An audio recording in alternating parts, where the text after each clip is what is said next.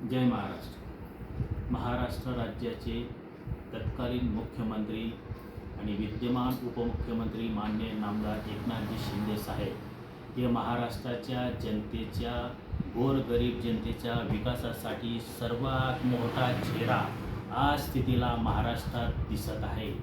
ज्यावेळेस हे तत्कालीन मुख्यमंत्री होते त्यावेळेस माननीय एकनाथजी शिंदे साहेबांनी महाराष्ट्राच्या जनतेसाठी खूप काही योजना आणलेल्या आहेत। शेतकऱ्यांसाठी 1 रुपयात विमा आणला, कॉटेज हॉस्पिटल, सिव्हिल हॉस्पिटल जे सार्वत्रिक दवाखाने होते या दवाखान्यांमध्ये त्यांनी केस पेपर 0% केला आणि विशेष म्हणजे अशा हजारो योजना आणल्या। त्या सर्वात महत्त्वाची योजना म्हणजे लाडकी बहीण ही योजना आणली आणि लाडकी बहीण योजना आणल्यानंतर ज्या गोरगरीब महिला होत्या ज्यांना जगण्याचं सुद्धा खूप मेहनत करावी लागत होती, खूप संकटांना त्यांना सामोरे जावं लागत होतं आणि अशा बिकट परिस्थितीत माननीय नामदार एकनाथजी शिंदे साहेबांनी या महिलांना, या लाडक्या बहिणींना 1500 रुपये दरमहा देऊन त्यांच्या जीवन जगण्याचा मार्ग मोकळा केला। एवढं मोठं काम या एकनाथ शिंदे साहेबांनी ह्या महाराष्ट्रासाठी केलेलं आहे। आज जर आपण पाहिलं, टी व्हीवरती पाहिलं, चॅनलवरती पाहिलं, कोणत्याही मीडियावरती पाहिलं, फेसबुकला पाहिलं, इंस्टाग्रामला पाहिलं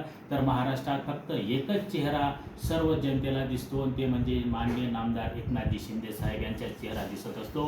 आणि ह्या माणसाची प्रत्येक गोरगरीब परिवारासाठी, जनतेसाठी रोज आतुरतेने ते मेहनत करतात, कष्ट घेतात। 24-24 तासामधून 18-18 तास रात्रंदिवस या महाराष्ट्राच्या जनतेसाठी ते लढत आहेत, झळत आहेत आणि महाराष्ट्राची जनता संकटांमधून कशी बाहेर पडेल, शेतकरी कसा बाहेर पडेल, या राज्याचा विकास कसा होईल, एवढं मोठं काम एकनाथजी शिंदे साहेब या महाराष्ट्राच्या माध्यमातून पूर्ण देशाला आपला आदर्श निर्माण करत आहेत। अशी ही विभूती, अद्भुत विभूती जरी म्हटलं तरी हे शब्द अपूर्ण पडतील। एकनाथजी शिंदे साहेबांचे वर्णन करायला शब्द नाहीत। असा हा महान व्यक्ती आज आपला महाराष्ट्राच्या माध्यमात आपल्याला भेटलेला आहे। राजकीय क्षेत्रात जरी आपण पाहिलं, राजकीय क्षेत्र जरी बाजूला ठेवलं, परंतु राजकीय क्षेत्राचा, राजकीय दृष्टिकोनाचा विचार करून न करता सर्वसाधारण प्रत्येक जनतेच्या, प्रत्येक राज्यातल्या प्रत्येक गोरगरीब जनतेसाठी राजकीय राजकारण न करता जनतेचा विकास कसा होईल याचकडे या माणसाचं लक्ष आहे।